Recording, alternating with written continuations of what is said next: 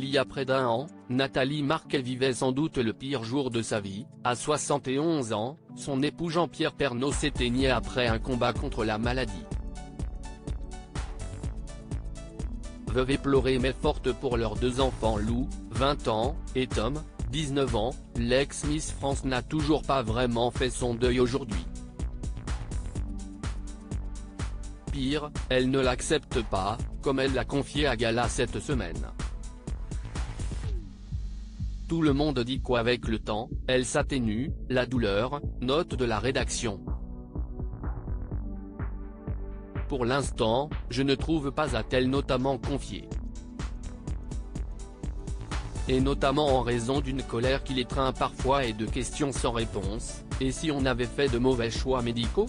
Parfois, ça me prend aux tripes et je me mets à pleurer, explique-t-elle notamment.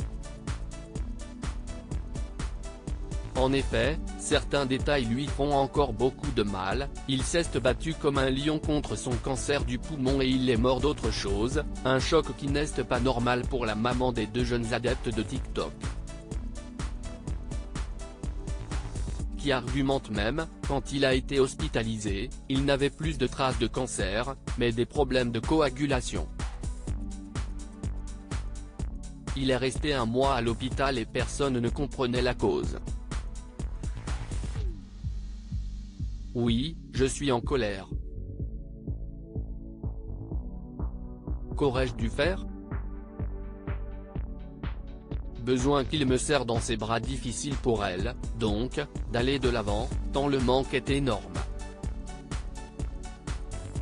J'ai besoin qu'il me serre dans ses bras, d'entendre sa voix, son rire, avoue-t-elle, des confidences bouleversantes qui ne l'empêchent pas de se reprendre, comme l'aurait souhaité celui qu'elle avait épousé en 2007 après une belle rencontre fin 2001 dans le jury du concours Miss France, où ils étaient assis côte à côte.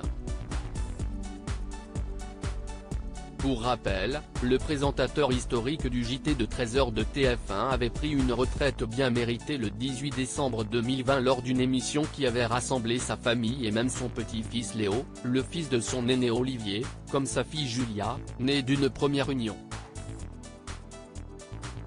Un retrait après avoir présenté le journal pendant 33 ans, de 1988 à 2020, avant d'annoncer sa maladie en 2021, une rechute d'un cancer de la prostate déjà soigné en 2018.